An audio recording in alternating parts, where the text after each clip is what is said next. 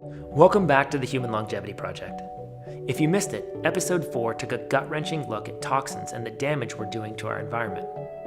Despite the current crisis, the good news is we have the collective power to create immense change in relatively short order. If we just become a little bit more mindful about the purchases and decisions we make each day, we can create a monumental shift in the collective health. And for those who purchase this series, you'll receive our action plan, which includes direct links to a number of high-quality, eco-friendly products that will immediately benefit your health and the environment. In episode 5, we're going to look at the natural cycles of the body, EMF, how to improve sleep, the benefits of heat and cold therapy, and the huge impact natural light exposure can have on your health.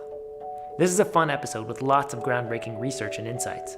So much so that in 2017, a Nobel Prize was presented to researchers studying some of these topics. Let's get it going. Enjoy episode 5.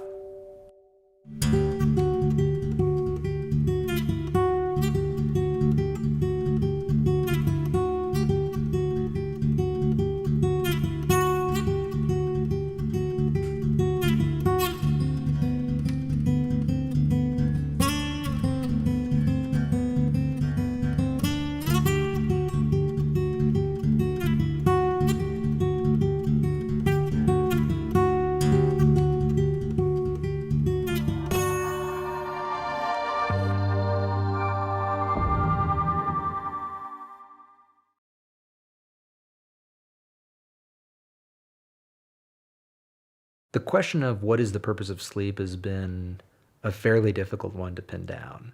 Is there a solitary purpose of sleep, or do multiple things take place during the sleep phase that are important for healthy functioning? And I think that that's probably more the reality. We are wired to be in the cycle of the sun. Our biology has a 24-hour cycle, and if we don't honor that, we don't have health. And so sleep is just not optional, it's not negotiable. And if you're not getting enough of that sleep, it's kind of like having a computer that you never defragment, that you never clean up, and everything bogs down and runs slower. So for me, I think sleep it's like our time to defragment and kind of reboot the computer. We know, for example, that lack of sleep or sleep problems, insomnia, is one of the biggest predictors of burnout syndrome and chronic fatigue. So that's clearly a big issue for a lot of people. You know, sleep is really interesting because it's probably one of the best bang for your buck health tools. You just have to lay there, close your eyes, and do nothing. It doesn't cost you anything, and you can do it for as long as you need to.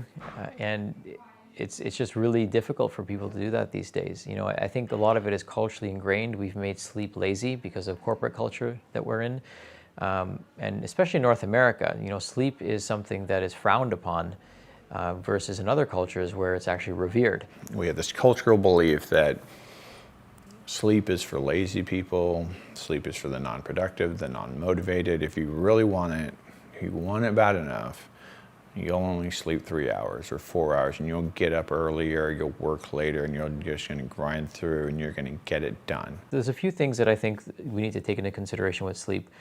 One is, how did we feel about the day? Did we feel like we earned that day and then we earned that sleep? And the next morning is, you know, what are we excited about next morning, right? And so I think a lot of people dread the next day, and the next day is represented by that gap between the end of their day and sleep. So they actually subconsciously sabotage their sleep, because if they go to bed, the next time they open their eyes, they're going to be doing something they don't like.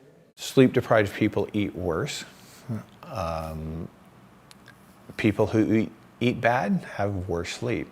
So the two go hand in hand. It's a self-propagating downward spiral. You sleep bad, you have inadequate sleep, short sleep, poor quality sleep, and the next day you're hungrier, you eat worse food, you're more stressed, that interferes with your sleep the next night, and it just keeps cycling. And with several days of sleep deprivation, in neuroimaging, your brain actually looks the same as a depressed brain.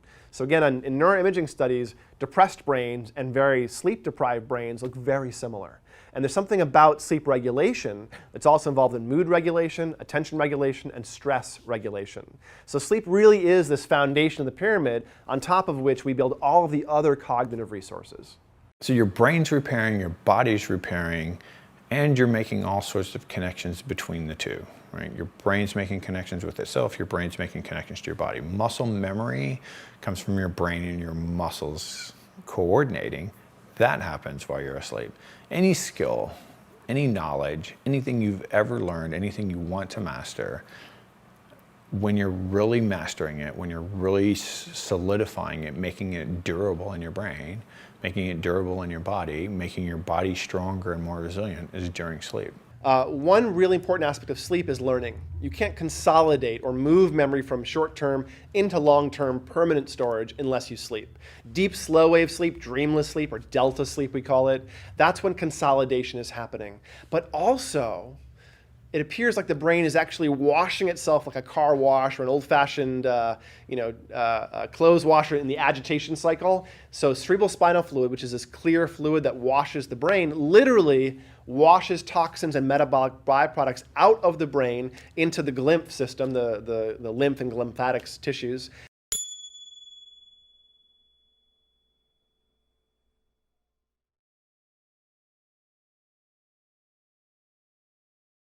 And when you sleep, it resets and washes all these metabolic byproducts out of your brain every night. Sleep is something that usually takes a back burner.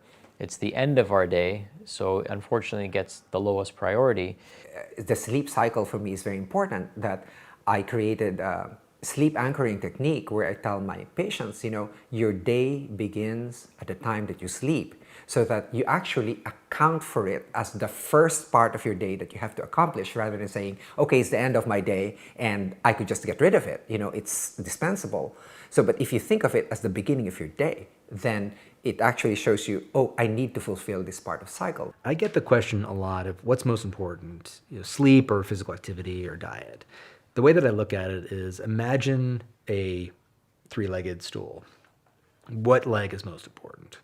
If each one of those components are a fundamental part of our healthy physiological functioning, which they are, then an individual might have greater need to address poor sleep or more physical activity or a better diet. But from a physiological perspective, none of them are more important than the other. We have requirements around each of those domains and others, and we need to try to meet those requirements as best we can. その食生活、睡眠、これからその行い、そういうバランス性の行いが悪かった時に病気は重ねてくる。重ねてくる。What about sleep issues? Do you know people that they can't fall asleep or they can't stay asleep or they're always complaining that they're waking up and that kind of thing? Is that something you and your friends and the people that you know? Mm-hmm. Let me think about it, man. I don't think so. Well, the one guy I know has a little bit of problems sleeping right now is me. And because I have a new business that is taking a lot from me, man. But no, not that I know. Que no podían dormir. Sí. No. De insomnio, nunca se padeció. Oí que padecieran de insomnio. ¿Y ahora? Pero es que no tengo como mucha relación con la gente mía. Ya está como en sus fincas, gente tranquila. No tengo esa información. It's not always possible, but to wake up at the same time every day, to go to sleep at the same time, to have regular rhythms of eating, this is so critical for people. And we are discombobulated because we have the light bulb, we have our screens and computers, which keep us out of the cycles of normal rhythm. We don't get exposed to natural light. We're exposed to artificial light late at night, which affects melatonin production and our sleep quality. So all these things are happening around us, but figuring out how to live in rhythm in a way that supports your biology is a critical aspect of health. The science of chronobiology has received a lot of press lately, and essentially because we as human beings have been slowly becoming insomniacs. And this is actually a sign that we have actually broken our rhythm. This isn't a surprise, going back to the whole idea of how we evolved on this planet, and we use the cue of the sun as when to be asleep and when to be awake, just like every other organism on this planet does. And all of a sudden we said we don't need to do that anymore, and sleep became a luxury. And so if you've ever gone camping or backpacking, it gets dark and then you go to sleep. And that's, you're not watching late night TV or checking your email, in the middle of the mountains. And so, I think that's and then when do you wake up? You wake up a little bit before the sun comes up. And so that's a natural rhythm I think human beings have had, since we've been exposed to light and dark, which is basically all of our existence. Y ya esa era la tertulia de la noche y a las 7, 8 de la noche todo el mundo dormía. Circadian biology was this crazy unknown field of biology until 2017 when the Nobel Prize was awarded for figuring out how this works. And it turns out everything in the body has a rhythm that's tied with the day and night cycle. Your blood cells, even, that don't have mitochondria, they need to have potassium and magnesium highest at a certain time of the day. Everything's a rhythm. Sleep has always been enigmatic because you have to get that into that regenerative state. And it's, in fact, for me, the way I consider it, it's the driver of the cycles in the body. It's known that if you just removed the light cycle from the body will function on a 26-hour cycle. So we are actually regulated by sunlight. We're yoked to the sun, so to speak, in terms of the cycles that we have inside our body. In Chinese medicine, for example, there's a particular way that they would be giving herbs. You have to take particular herbs at particular time of the day because of the activity of certain organs in the body. And although that's an older system of looking at things in an energetic way, we are finding this now to be true in Western medicine. There are certain drugs that are effective in the morning and they're actually not effective at any other part of the day. We've seen that liver size actually doubles during the day, or goes to 1.5 to 2 times the size of the day and then actually reduces itself at night. What circadian rhythms do is they help to look at past behavior to then try to predict a physiologic response for that time of day. And that's why we don't want, the body doesn't try to have you get up at 7 times during the night while you're sleeping to go to the bathroom. So you feel hungry during the day, you feel like going to the bathroom during the day, and at night there's a whole other set of physiological activities that take place that are suited for that time of day. Well, it turns out that since everything you do is designed for rest and recovery at night and function performance during the day, if you break those cycles with junk light, or with making yourself too hot when it should be cool at night, or with eating a huge meal after the sun went down, your body is expecting to eat during the day and hide at night. That's what bacteria did 2 billion years ago in the ocean. The same thing keeps happening. And then during the day, we actually have to have our exposure to sunlight. Vitamin D is central to us. And exposure to sunlight, actually, if you take a look, the dawn has more blue light in it, the sunset has more red light in it. It actually determines also how our bodies respond to it in terms of cycles. This light frequency is very special. The brain evolved in a natural environment, and the brain knows, based on what color the light is, what time of day it is. So there's optic nerves that go from behind the eyes into the brain, and they cross. It's called the chiasm, the optic X, the chi, the Greek letter chi. Just on top of the optic chiasm is a nucleus called the suprachiasmatic nucleus, the nucleus on top of the optic chiasm. This nucleus's job is to sample the temperature or color of light hitting the retina, and from that determine what time of day it is. So early in the morning, that first hour of sunlight, the brain really notices that, and the circadian rhythm gets reset.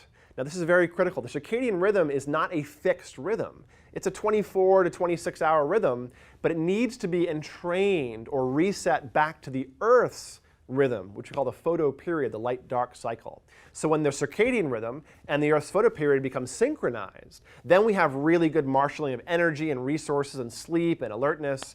But when those things drift past each other, we end up with lots of dramatic issues in cortisol and stress hormones, and the brain can actually deteriorate from being a sort of free-running and not well entrained to the Earth's photoperiod. When we look at shift workers, police, military, fire, new parents, medical professionals who are thrown in that shift work environment, one of the first things that they experience is significant cognitive decline. We know that people that do shift work or that have chronically misaligned circadian rhythms, they have 4-fold increases in cancer rates, they have multifold increases in cardiovascular disease and risk. It is a clear indication that the body is not functioning as it should because it doesn't understand what time it should be doing things. And so you have this misalignment that is affecting our health and our performance. And we know that it impacts memory, we know it impacts cognitive functioning, like executive functioning, and physiological processes too. And so to make sure you're getting the maximum benefits out of that morning circadian entrainment, go outside within the first hour after dawn and get some light in your face. And do this every day. 7 days a week, get up the same time of day. And this will teach your brain really strongly what time it is and cause a much stronger circadian entrainment against the Earth's photoperiod, which will keep you healthy much longer throughout your life. And there are certain cues that you can use to enhance the robustness of that clock. We know that movement and exercise in the morning is one strategy to actually allow for a well-regulated circadian rhythm. Does that mean you need to get up and do a CrossFit WOD? No, but it does mean that some kind of light morning movement, stretching, yoga, a walk in the sunshine is actually great for the circadian biology. They didn't have electricity, man, so literally the sun set and that's it. That was it for the day. They needed to blow the candle and go to bed. Because very early in the morning, Grandpa will just wake them up to go work the field. And they will probably happy. I mean, They seem happy. Yeah. Like even the older generations, Yeah. they seem to look back on those times and still with fond memories. 鶏がいますね。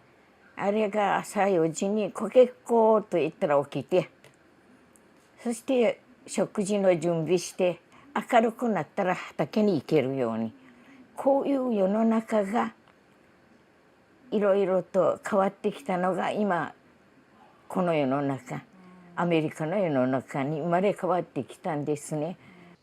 Το πρωί ξυπνούσα και να πάρω βόλτα όλα αυτά τα ζώα που είναι απαραίτητο κάθε μέρα να γίνεται αυτή η δουλειά. Ύστερα προσδιοριζα μια δουλειά που θα πάω, πότε θα πάω στον κήπο, πότε θα πάω για τα δέντρα, πότε θα κάνω τούτο, κατάλαβες. Έκανα πρόγραμμα από το βράδυ. Δεν είχα ωράριο. Πότε έτσι, πότε αλλιώς, αλλά ήμουν σταθερός το μεσημέρι. Να πούμε, 1-2 η ώρα έπρεπε να κάτσω. Το πρωί σηκωνόμουν στις 7-8 η ώρα.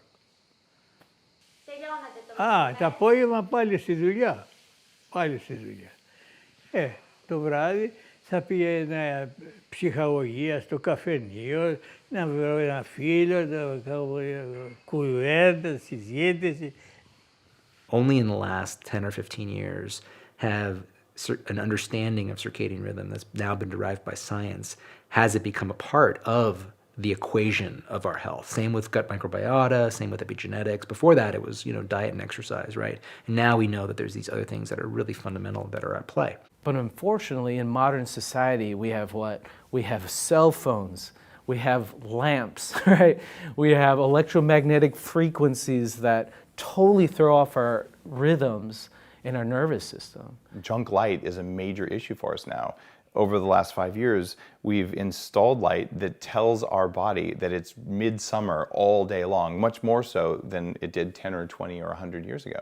And it is breaking our ability to make energy. We are wired to be under full spectrum sunshine, which has ultraviolet A, ultraviolet B, infrared, things we can't even see. And it has a normal mix of blue and red and all these different colors and the whole rainbow. Well, when you go indoors and you turn on that new white LED light that's supposed to save a lot of energy, there is no heat. Your body senses heat and it's like, wait, something's wrong. I'm getting, I'm getting high fructose corn syrup from a light bulb. That's what's happening here. It is just an extract of the light that we need. And when you feed yourself only that extract, it's no wonder that your sleep quality goes down. It's no wonder that you don't make as much melatonin. It's no wonder you have food cravings at the end of the day. It's no wonder you're tired and cranky. Type 2 diabetes rates are going up. Macular degeneration is going up. These are functions of the light environment, which is shocking when you think about it. Inavame di lamba, plegame, balloname, le seduje so vradi. Vallame da ballo, madama, skati. Pies? Anche venghiere, se viene, vengi casumaste, chi mi lusa, vengi gli anni storie, schilani. La candela carburo, non c'è d'altro mezzo, no? Purtroppo, in quel periodo era così. When you come to realize that there's thousands of studies showing that our bodies react to light no more or less than plants. It's that important for us. Our skin is light sensitive, our eyes are light sensitive, our brain is light sensitive. You realize that the type of light you put into the system should matter quite a bit. The last 30 years, we said, well, let's save some money. Like, let's take out parts of the light spectrum so we can just focus on this narrow visible spectrum. Well, if you look from an energy perspective, great, well, burn less coal. This sounds like a good idea. The problem is that decision was made by people looking to save electricity. What they didn't know and couldn't have known back then was that by changing the mix of different colors in the light, by removing heat from light, which is infrared, then our body responds differently to the light. Because the physiological stress that bad light puts on your body, it's subtle, but when people take steps to fix it, they feel amazing. Bueno, el primer bloque eléctrico que hubo en 1951 más o menos, 50 por ahí así. Pero antes había lo que se llama faroles. Había una que lo prendían con canfín, creo, en las esquinas, que había un farolero que encendía eso.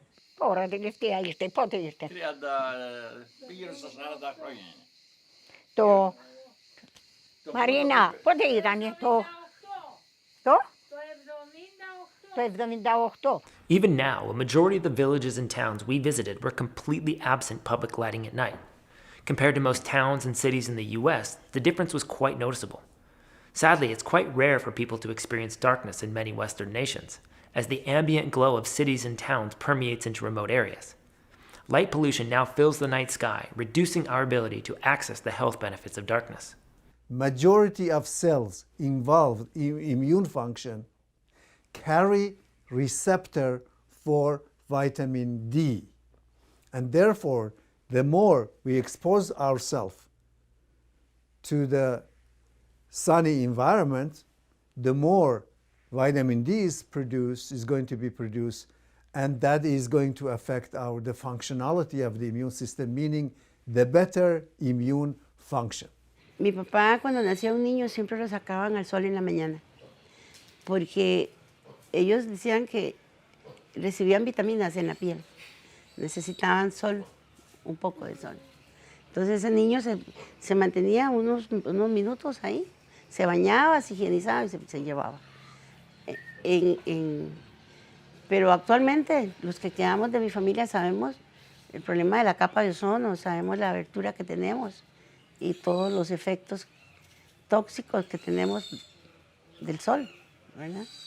Cáncer de piel, etcétera, etcétera, ¿verdad? Una cantidad.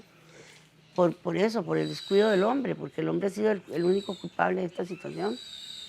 Pero en aquella época, yo no creo que los hombres de aquella época hayan tenido culpabilidad en eso.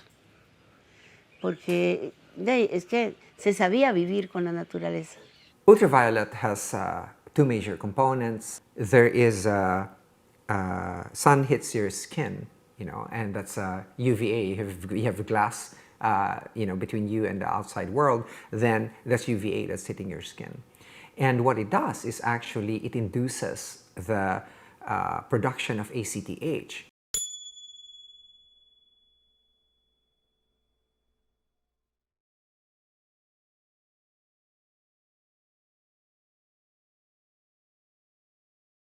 We used to know that ACTH only occurred in the brain, but now we know that it's produced by the skin.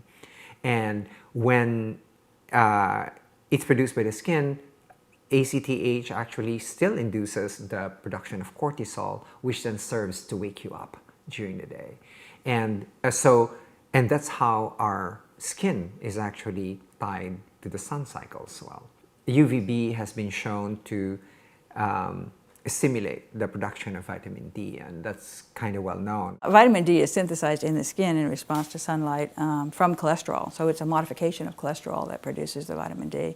And when it's produced, then it's also sulfated. And so sulfate is also produced in the skin in response to sunlight. I've written papers about that. I believe that eNOS is the molecule that does that. Very interesting molecule. And when it's attached to the membrane, it responds to sunlight and it produces sulfate. And then the sulfate is combined to both cholesterol and vitamin D, and both of them are shipped out. So you're not getting just vitamin D, you're getting vitamin D sulfate, and you're also getting cholesterol sulfate in response to sunlight. And I actually think that cholesterol sulfate is the more important molecule. Vitamin D is a signaling molecule, so it goes to the liver and it says, hey, look, we've got vitamin D, that means we've got cholesterol sulfate. It's not really it's not supposed to be supplying something, it's just supposed to be signaling that something is being supplied. So what vitamin D has done is if you have vitamin D it's gone through all that process, it's verified that sunlight is making cholesterol sulfate in the skin, the liver CYP enzymes are working, the kidney CYP enzymes are working. So now, cell, you're good to go. Everything's happy. That's what the vitamin D is telling. It's a messenger telling the cell that's receiving it that things are okay. So if you start taking, for example, if we just took vitamin D sulfate as a massive supplement, your cells would be very confused because this supplement would be, first of all, the vitamin D would be distracting those enzymes from the job they should be doing, which is making the bile acids, for example, in the case of the liver. Because there's all that vitamin D, it has to turn that into, it can't do it without sacrificing its real job. So you don't want to have huge amounts of vitamin D that's supplied through diet, artificially, through a supplement. You want to be able to get the vitamin D through natural methods because other things are happening along with it that are important. And if those things don't happen, the vitamin D is lying. When it sends a signal, it's lying. If you think about human history, if you are a blue-eyed blonde, then your ancestors came from northern cultures where you probably were wearing clothes. And if you come from an equatorial heritage, then your skin is darker because nature is wise and gave you your own sunscreen and the melanin and the pigment in your skin. But we as Caucasians in a modern culture can't go outside for a few hours, mostly clothed, and expect to make adequate vitamin D. Look at tanning alone. The production of melanin is a photochemical process with regard to the amino acid tyrosine and how that interrelates then to the production of melanin, a secondary biochemical from only certain wavelengths of light that are exposed. So yes, an extraordinary topic, photobiology and its relationship to health. It's funny trying to sell people, what's one thing to do to improve their health, their longevity, their performance. And the funny thing that I recommend, even though I'm like the food guy, is go outside and get in the sun. And they look at you like you're crazy. They're like, okay, so I put on, sunscreen for that and a big hat. I'm like, no, get naked to the point that you don't disrupt your neighbors and get as much sunlight on your person as you can. I'm a big believer in 15 to 20 minutes of sun exposure every single day. I'm always outside working out. I mean, I prefer that over the gym. A good amount of sun exposure every day is beneficial for the skin. I don't use a sunscreen. I'm not going to make a sunscreen, I don't think. People ask us about that all the time. I would rather stay away from the titanium dioxide, the zinc. You see some of these really toxic ingredients of sunscreens, and you're doing more damage than you are good for your body. They say that we're the first culture in history that doesn't worship the sun. We fear it. We hide. We put sunscreen.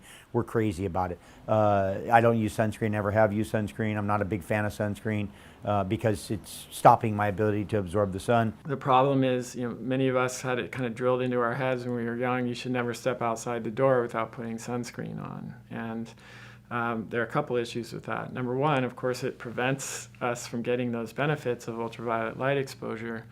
But number two, a lot of sunscreens have been found to have toxins that are really bad for us. So in this case, we put all of that and then we go under the sun.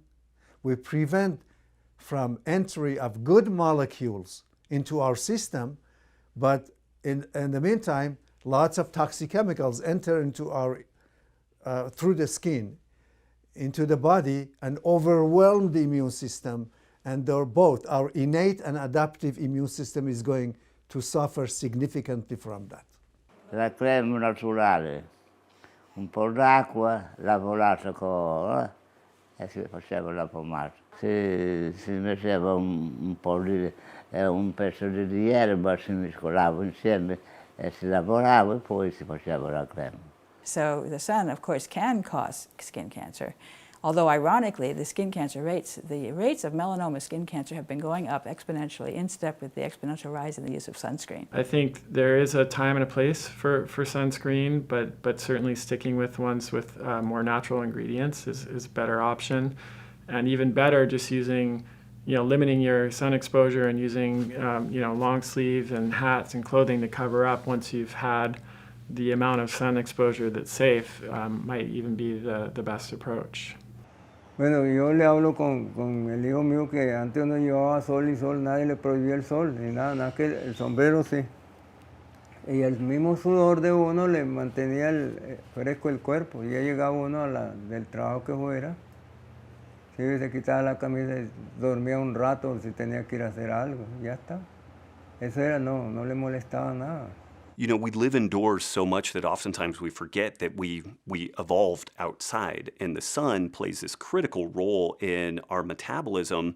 Light goes in through the eyes and communicates with the hypothalamus, which is kind of the master governor of our metabolism. This influences adrenals and thyroid and sex hormones, really everything downstream from that. We see a peak in testosterone, right? Like sometime between 7 and 9 a.m. We see like a grip strength and a post-workout protein synthesis and a body temperature peak sometime between 4 and 7 p.m. We see a rise in leptin, like an appetite regulating hormone in the mornings. We see an increase in melatonin in the evenings. We see another surge of leptin while you're asleep between like 2 and 4 a.m. Like there's all these different hormonal cycles that are tied into that 24-hour biological clock. For example, when light hits your visual pathways, those visual pathways go into the optic chiasma, then they hit this area called the suprachiasmatic nucleus, that then hits an area called the habenular pineal pathway, and that starts to circulate melatonin. So just like waking up and seeing light immediately changes your circadian rhythm. And it's something that doesn't happen day from day. It takes months and months to change that pattern. And then as you change those light visual pathways so you can sleep and release melatonin, there's another effect from the periventricular nucleus of the hypothalamus, which controls the hippocampal areas, and that controls cortisol rhythm. And in order for us to be healthy, the pineal pathway and the cortisol pathways have to work in synergy with each other. And this is why it's so important to like stabilize your blood sugar levels and sleep at the right time and get up and exercise at the time where you have the best peak activity of your awakeness and response. Those things make a huge difference. When light is, the certain tone and intensity of light is coming into the eye, it's affecting something called intrinsically photosensitive retinal ganglion cells, which are types of photosensitive cells in the retina that will communicate not to the primary visual cortex, but back to an area of the brain called the master clock.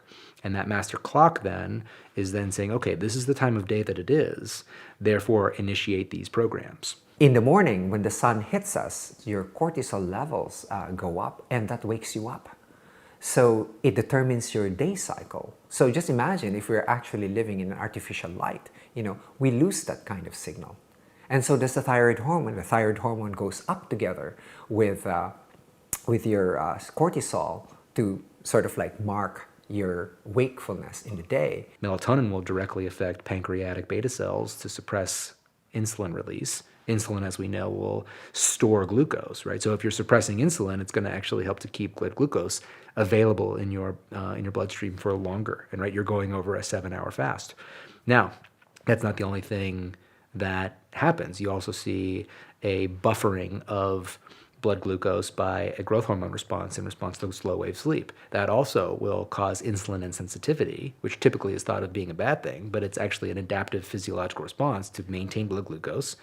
Then during the night, it changes. So as you go through your slow wave sleep and then into more REM sleep, you see towards the end of the night more cortisol being released. That then helps to then produce more gluconeogenesis in the liver and also to release some glucose from your cells.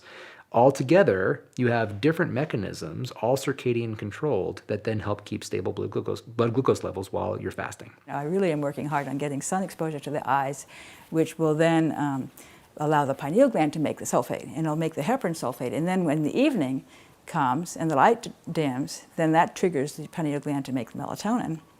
And then it attaches the melatonin to the sulfate that came from the heparin sulfate that it made earlier. So if it doesn't make the heparin sulfate, it can't sulfate the melatonin. If the melatonin is not sulfated, it's not transportable in a water-based medium, so it can't go out into the cerebral spinal fluid. So you can get a deficiency in melatonin because of a deficiency in sulfate. Dopo, da grande sì, ma da giovane no, So when you're actually sleeping, your rhythms are working. You have a cortisol rhythm and a melatonin rhythm. And as you actually fall asleep, from the time you fall asleep, your melatonin levels go up. But melatonin isn't just a sleep hormone. Melatonin is an immune priming hormone. Your melatonin primes your T cells and your regulatory T cells.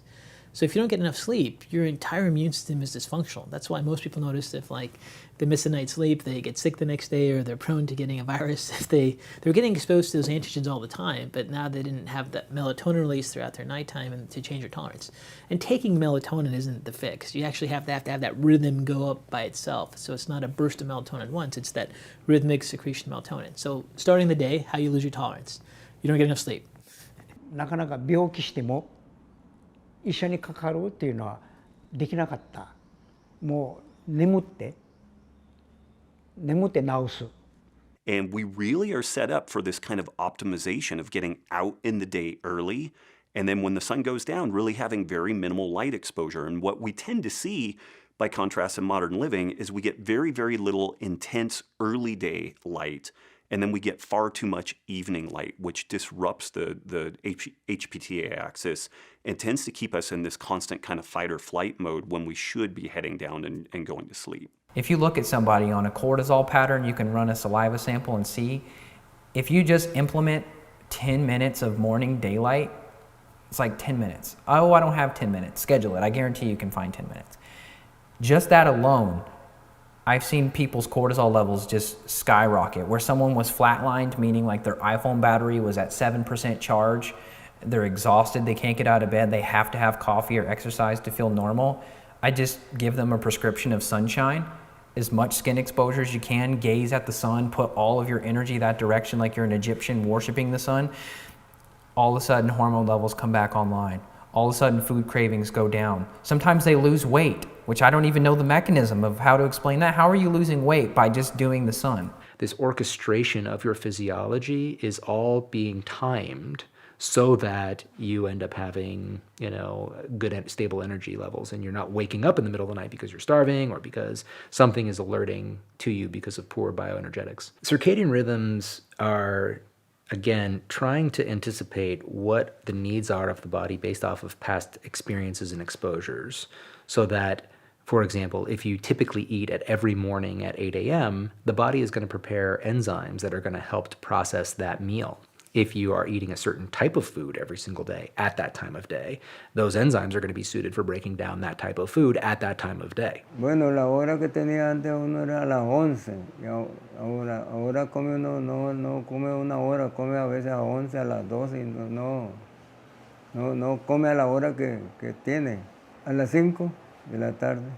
So food timing is very important. And there's the obvious things like we shouldn't eat right before we go to sleep. And, obviously we shouldn't eat right before we exercise, and we're going to be super, super physically active. But if we look at our circadian rhythm, and basically our circadian rhythm means how our hormones fluctuate throughout the day, and certain hormones are going to be higher in the morning, lower in the evening. Cortisol is highest in the morning.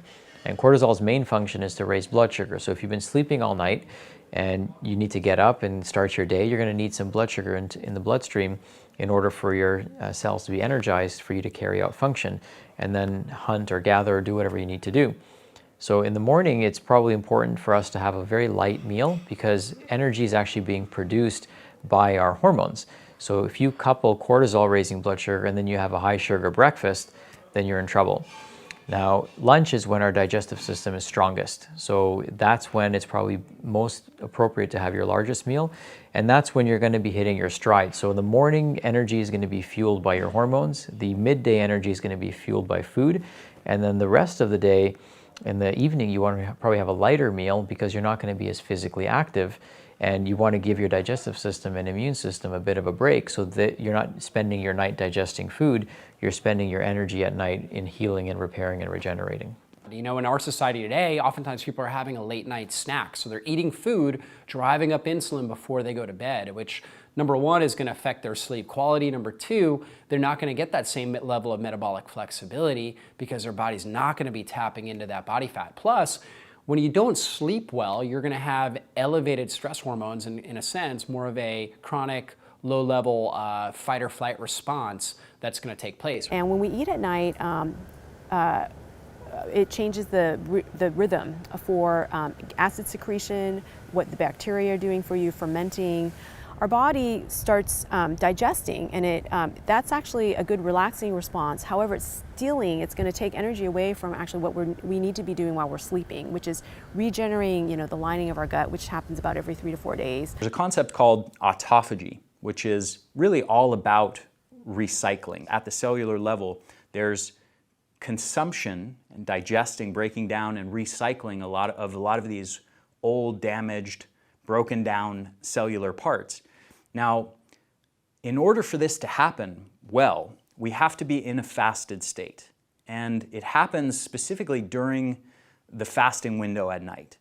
Now, one of the problems in the modern world, especially in the modern Western world, is that as the day length has changed due to modern artificial lighting, we're staying up longer, we're sleeping less, we're also we're eating longer than we used to. So what's called our feeding window has now extended to many more hours of the day than it used to be. There's research actually showing that the common feeding window for most people now is around 14 or 16 hours of the day, and that most people are only in a fasted state basically just during the time they're actually in bed, during the time they're sleeping. So oftentimes 8 or 9 hours a day. Well, where it should be is more like 12 and 12, meaning a 12-hour feeding window and a 12 or 13 or 14-hour fasting window. And the reason that's important is because if you think about this concept of autophagy and how this has to occur during a fasted state, if you're fasting for a much shorter period every night, you have much less time for your body to actually get into autophagy and go into this process of repairing broken down and damaged cellular parts and rebuilding new healthy ones. So what happens is that over time, when this occurs on a daily basis for months or years or decades, is that our bodies build up, they start to accumulate these damaged and dysfunctional cell parts because we're not spending enough time each night breaking them down.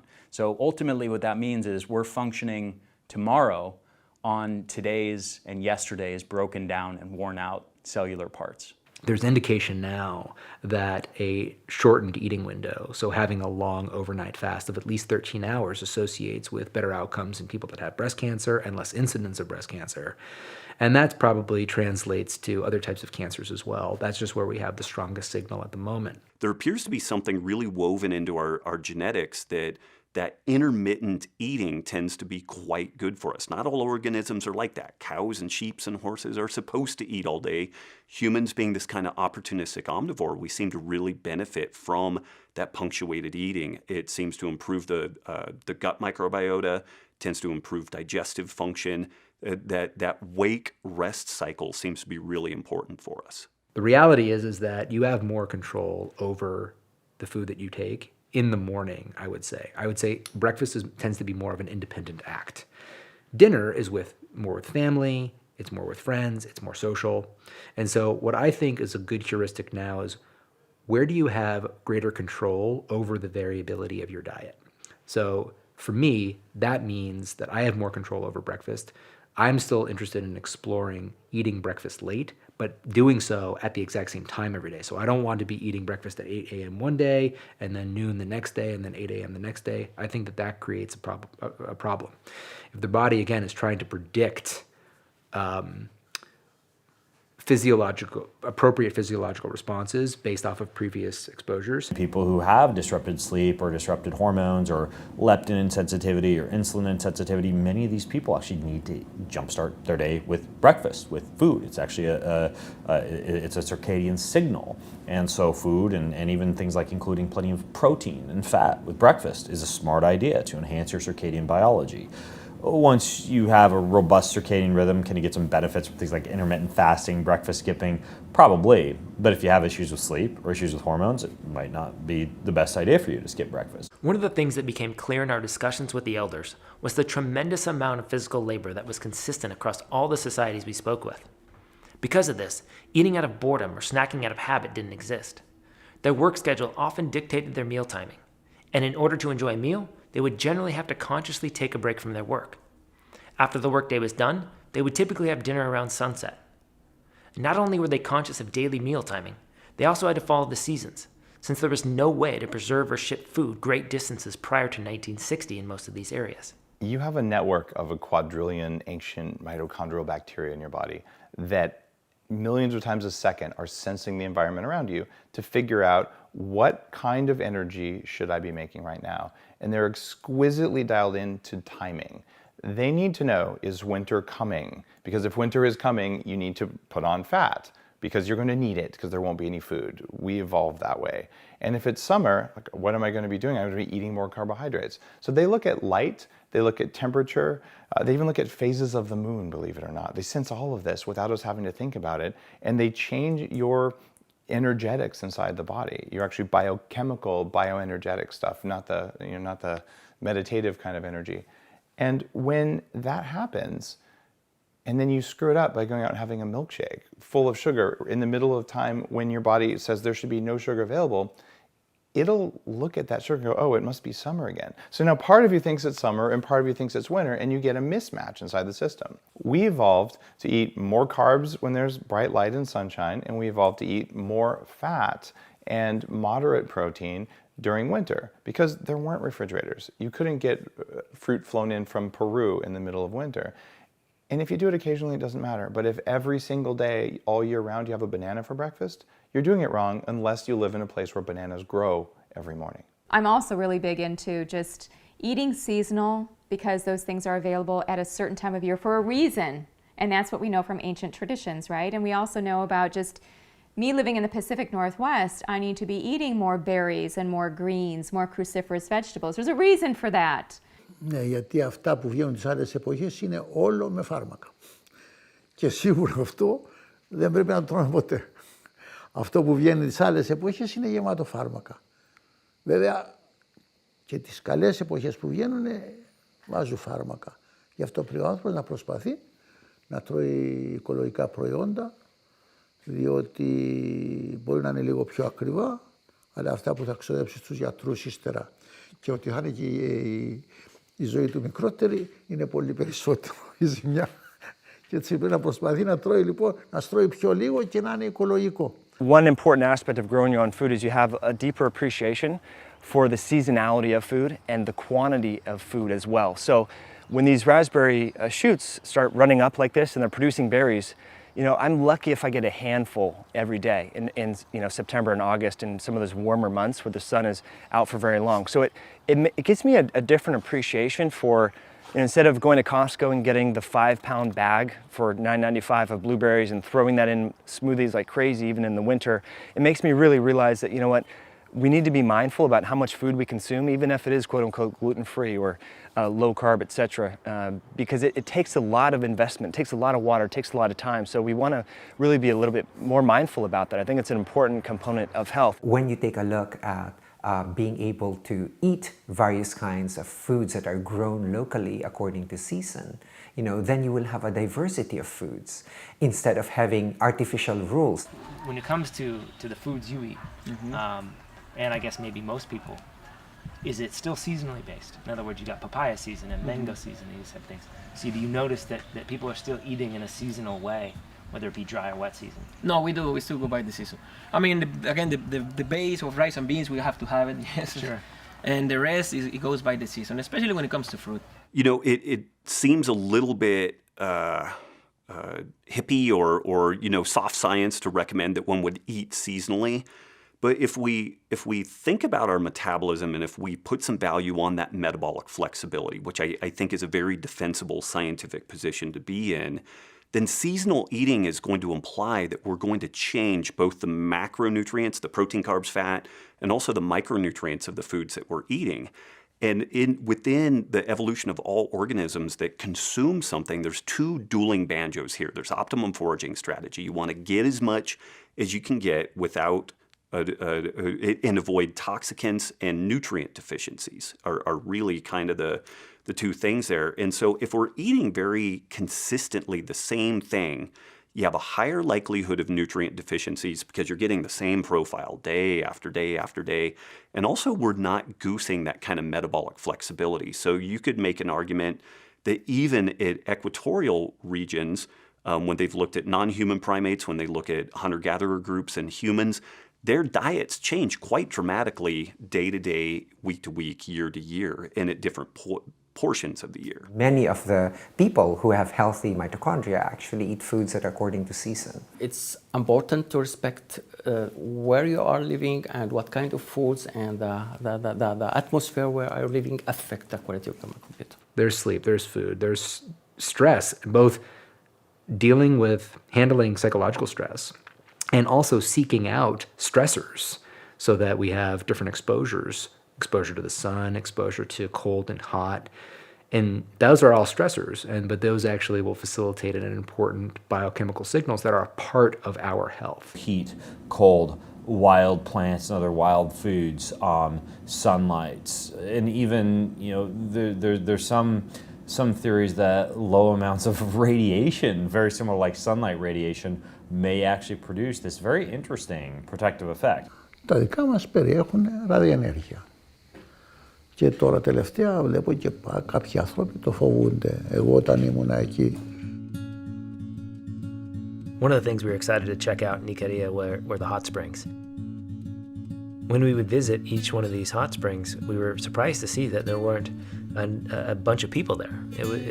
They were empty. So much so to the point where we had to actually search to find one of the hot springs because there were no signs, there were no people, there was no infrastructure to support some sort of tourist attraction. So they still existed in their natural form, and it was amazing to be able to experience these, much like Icarians must have hundreds or thousands of years ago. Υπάρχει λοιπόν μονάδα, υπάρχει πηγή που έχει 600 μονάδες ράδιο. Υπάρχει άλλη πηγή, αυτές που λειτουργούν τώρα λέω, που έχει 300 μονάδες ράδιο. Υπάρχει άλλη πηγή που έχει 160 μονάδες ράδιο. Υπάρχει άλλη πηγή που έχει 75 μονάδες ράδιο.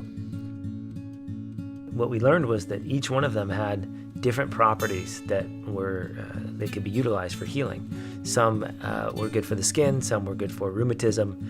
They all had their unique characteristics. Ναι, πώς, πάνε πολύ. Λένε πως κάνουν καλό. Τώρα, εγώ προσωπικά δεν έχω πάει, αλλά έχω ορισμένες περιπτώσεις που πηγαίνανε ανθρώποι που ήταν σχεδόν, τους κρατούσαν να πάνε και βγαίνανε καλά.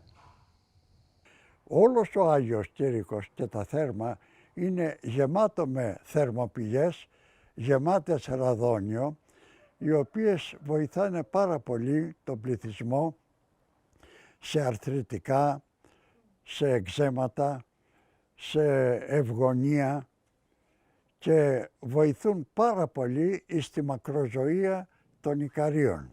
We control our environments. We can, when we're inside a room, we control our environments when we're outside by putting on multiple layers of clothes. And that all adds to more comfort, less stress. So our ancestors didn't have access to hot water all the time. So when they wanted to bathe, oftentimes it was cold. And the body actually releases endorphins. There's all these different benefits that come about when we do something like a cold shower or cold bath. Same thing with sauna therapy or just being in heat. We know extreme heat can actually stimulate endorphins and stimulate all these different anti-inflammatory peptides within our body to reduce inflammation, to give us more resilience. You know, don't go outside when it's cold and you're going to catch a cold. That's probably true if you don't get cold exposure often. But if you do get cold exposure often, then you're actually building resistance. You're building resilience. And that's a part of our health, is to build resilience. Small, moderate excesses of cold, getting yourself to the point where you're shivering, where you're expressing fat-burning hormones like adiponectin and irisin, or engaging in heat stress like a daily sauna or a weekly sauna where you're producing a lot of heat shock protein, great in small amounts. We do know cold exposures will trigger something called heat shock proteins and also cold shock proteins. What these do, these are chaperone proteins that will help to prevent protein aggregates. We know Alzheimer's disease builds up a protein aggregate called beta amyloid. We also know that they will add to stress resistance. I start off most days with a little bit of hot-cold contrast, right? Like I'll do like a hot-cold shower if I'm traveling. If I'm at home, I'll do like an infrared sauna where I get a good sweat on, and then I'll go do a cold soak, right? And I don't expose my body to excesses of cold because I don't actually want that added stress, but for a couple times a week where I might do a longer cold soak, like swim for 15 or 20 minutes in a pretty cold pool. Everybody has a version of the heat, and somewhere in there people have the versions of the cold that have been being used. But thermoregulating is, you know, that's the master system. That's the one that keeps us in equilibrium. I have had a relationship with cold for a real long time. I always loved how invigorated it made me feel when I swam in the river. I grew up swimming in these rivers of mountain water in the shade, you know, like I said, just in your surf shorts. So if I start with like a 5-minute ice to begin with, then I can stay in the heat. I'll stay in the heat for 30 minutes, you know, before I come back out. First of all, immediately you feel it's doing something. Like you just, however you want to take it, you go, hey, this something's happening here, and then you start to crave it. Sauna without a cold plunge is not a sauna for me, because the good solid research on health improvements is by doing the combination of hot and cold, not just the hot like we Americans do. We like to do the comfortable hot thing, and then, you know, we rest afterwards, and then that's a sauna. No, the sauna is you go in the hot, you chill out a little bit, you go in the cold plunge, and you chill, and then you go back in. And heat and ice is probably the simplest way, besides breathing, that you can stress the system. Are you going to probably produce some immune system issues if you sit in an ice bath for an hour a day? Probably. Are you going to be electrolyte deficient and possibly even cause some cellular damage due to excess heat production if you do like a sauna for 2 hours? Probably. But these things in small amounts actually confer a pretty profound protective effect. Through modern building practices, we've really lost the natural exposure to seasonal temperature fluctuations. The hormetic effects of even moderately hot and cold temperatures can really improve the health of our mitochondria. And as we saw in Greece, even low levels of radiation appear to be helpful. But how about the current levels of radiation created by technology? It's only been in the last 20 years or so that many of the villages we visited in Costa Rica, Japan, Italy, and Greece have started to incorporate technology in the way of cell phones and the internet. And while their presence is growing, the elders we interviewed still had virtually no relationship with these technologies. So when we look at the effect of electromagnetic radiation on longevity, we have to remember that the elders in these regions had essentially zero exposure for almost their entire life. So in nature, you have certain types of natural EMFs. So saying EMF is dangerous is not accurate. You have UV radiation, for example, that you need to produce vitamin D that supports your immune system, that protects you from cancer, all sorts of things. So that's important. If you get in the sun for too long, you get burned. So UV can do harm and can do good. The same thing can happen with different types of EMFs in nature, but there are also types of EMFs like the microwave signals that we're exposed to from cell phones, from Bluetooth, from Wi-Fi, that are fairly new. In Mother Nature, the levels that we were exposed to compared to the average city these days were a quintillion lower. We know that heavy exposure to Wi-Fi can affect your calcium channels on your cells, your voltage-gated calcium channels, and actually affect the electrochemical membrane. The body is a human battery, and it's actually not meant to be exposed to very high levels of, for example, Wi-Fi signals or cell phone signals or pulsed magnetic fields that are in the frequency of thousands or hundreds of thousands or even millions of hertz compared to the 3 to 100 hertz that we might get from the earth or from water or from the ground. When we're looking at health and science, often we forget some of the most fundamental building blocks of how biology is in fact created. Now ultimately it's always the rules of physics that dictate the rules of biochemistry, which in turn dictate the rules of biology, which in turn dictate what happens in your health. And unfortunately, Western science often ignores the rules of physics, whereas ultimately everything in life is about exchanging energy. And if we don't actually look at how this energy is exchanging, we miss an awful lot about our health. And until we actually become as committed to spiritual growth and development in science and acknowledging the subtle energies and developing technologies to measure the things that we keep downplaying because they're not scientifically validated, we're running the risk of death by science. With smartphones, there are actually a couple of different issues that don't get enough attention. One is the potential impact of EMFs and cell phone radiation. And that is, of course, still a very controversial issue. Many studies have shown no harm. Some studies have shown harm. It's very difficult to piece it out at the moment from the available research that we have. But there are a couple of things that are important to keep in mind about that. One is that it's just possible that the timescale that we've been looking at so far has not been sufficient to reveal an effect. And that doesn't mean that an effect won't be revealed later on. And there's a saying, lack of proof is not proof against. So it's very possible in my mind that something could turn out to be true. And I think when that's the case, when there's some uncertainty, the precautionary principle applies, which is to say that you might as well take precautions in case there is an effect, like not wearing a Bluetooth thing on your head 12 hours a day, and even using a wired headset to keep your phone away from you and not carrying it in your pocket.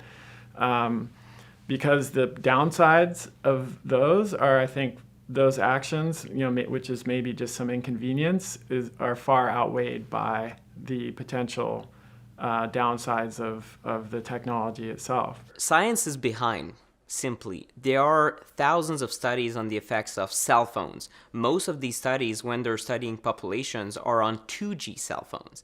2G cell phone, no one uses them these days. We're on 4G, fourth generation, and we're rolling towards 5G, fifth generation. So the science is behind 20 years. So if you want to know what devices are doing to our body right now, there's actually no way to have proper amount of studies to then have scientific consensus. So that's part of the problem. The exposures are new. By the time they will have studied 4G, 5G will be out. By the time 5G is out, we're going to be at 8G. And the iPhone 24, I don't know, but it is increasing so much and so fast that there's no way to tell what the long-term consequences will be. I try to tell people you have a sympathetic and a parasympathetic system. Sympathetic is your fight or flight system. Your parasympathetic is your repair system. So when I tell people, for huge parts of history, you had very little stress in your life. You had all this extra capacity to heal. When you get a good night's sleep, you heal. We weren't designed to be under stress 24/7. The Wi-Fi's, the cell phones, it's shocking that, and we can't even feel most of this stuff. And my point is, when your cortisol's up, your immune system is always shut off. The most dangerous sources of EMFs are the ones that you keep close to your body. So if you have a cell phone, it's an emitter, it's a strong emitter. If you put it here, you have 100% of the danger. The more distance that you put between you and a device, the more the signal drops in an exponential way. So it means that on 1 foot, some people would think, okay, maybe it's 20% reduction. No, 80%. 2 feet, 90%. So it means that if you keep your cell phone in other places, if you, instead of putting it in your pocket all day, every day, you put it on your desk in front of you at 2 feet, you've reduced 95% of the problem when it comes to your cell phone.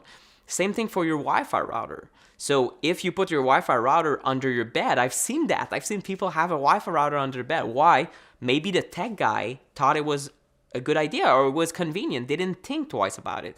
Put the Wi-Fi router as far away as possible from your bedroom and your living areas. So in the corner of the garage is good.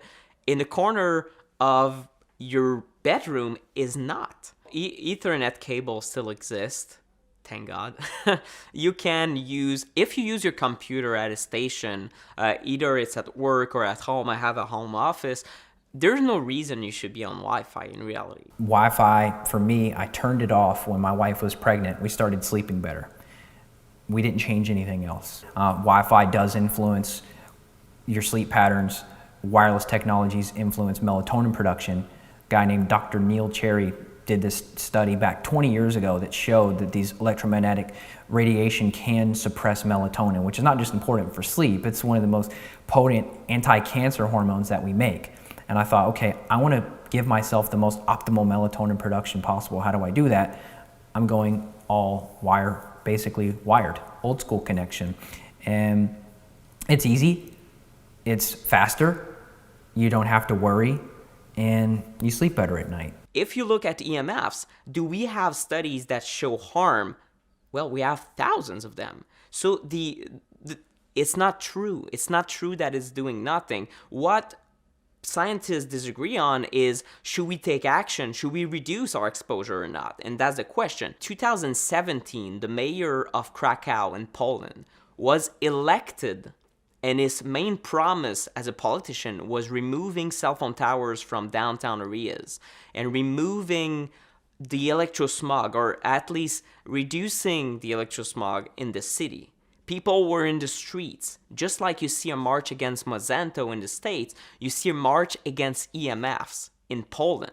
Another thing that happened in 2012 is the Indian government in the major region of India, so that's probably hundreds of millions of individuals that are touched, they looked at effects from EMFs and they said, you know what, cell phone towers and EMFs overall are a threat to human health. That's the government talking.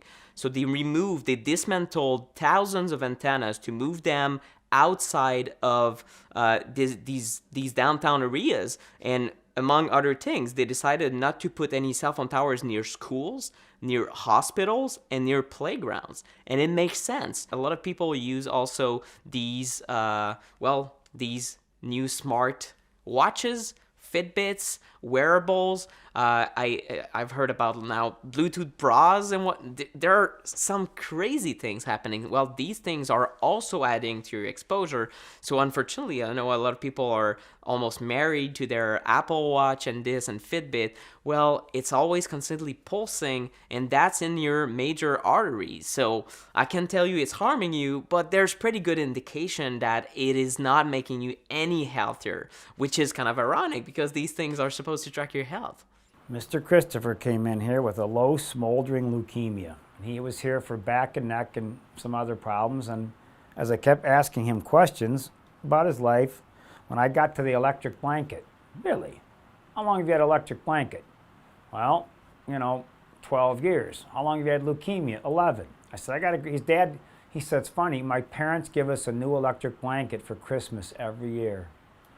So, shut the electric blanket off, his leukemia shut off that day. So the closest people live to a cell phone tower, at least in multiple studies, the sicker they are. And that's just an overall statement. It's basically you're going to see a couple symptoms happen the closer you get to the tower. So at 50 meters, which is it's in your backyard, they were seeing the biggest increases. And then the more people moved away, the less symptoms they experienced.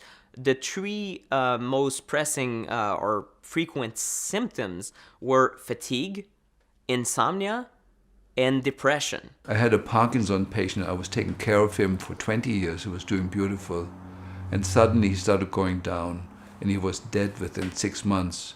I didn't know what the hell was going on. I went to the house. Somebody had installed a smart meter, and that was within days of that, he started going down and was dead in 6 months. Hitting airplane mode as frequently as you can, especially when you sleep, because this is when you want to heal from all the other EMF that you're getting in your environment, from everything that's aging you, everything that's stressing you out. It will go away during your sleep. Shut down the Bluetooth. Get the Wi-Fi router out of the room. Get off the laptops. Get the TV out. Get the DVR out of the bedroom. It's easy and it's free. All of those things I just mentioned, those are free, and those can improve your sleep, your health, 50% within 3 weeks for me.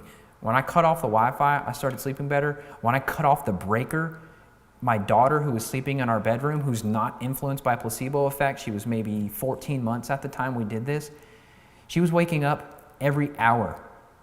We cut off the breaker. She started sleeping through the night. lifestyle change. Number one, switch off the fuses at night.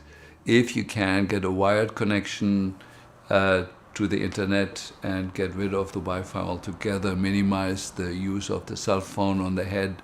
At least do texting. Use a traditional landline whenever you can when you have a choice. These are some basic discipline things that everybody can do. Thanks for checking out episode 5 of the Human Longevity Project. Let us know what stood out to you the most in this episode in the comments below. I hope you've been enjoying all the content so far. The hard part for us was knowing that we had to trim 100 hours of amazing health information from our experts to less than 12. Not to mention all of the incredibly inspiring stories and insights that we collected from the elders around the world. We already know that people across the globe are living into their 90s, 100s, and beyond. We know that they do so practically free of chronic diseases that plague our modern societies. And we know that if more people had the information we uncovered from these remarkable people, as well as our amazing experts, we can all live happier and healthier lives too. We saw firsthand people living long, fulfilled lives. They were active and they were filled with joy, purpose, and gratitude. We want that for you as well. And as you'll see in this next episode, one of the most important factors when it comes to health and longevity is a healthy childhood. That's why we've made it our mission to improve the lives of 1 million children. We've partnered with several organizations around the world in order to make this happen. These organizations build birthing centers, train skilled birth attendants, and educate communities on safe motherhood. They also provide portable incubators that have already saved the lives of nearly 300,000 babies. By purchasing this series, you'll join our community and will be helping to save the lives of mothers and newborns in developing nations that don't have access to the care they need to survive complicated births. Click the link below to join us on this very important mission. Remember, there are just a few days left to get the entire series, all of the interviews, and other bonuses for more than 50% off. Thank you for watching, and I'll see you next time.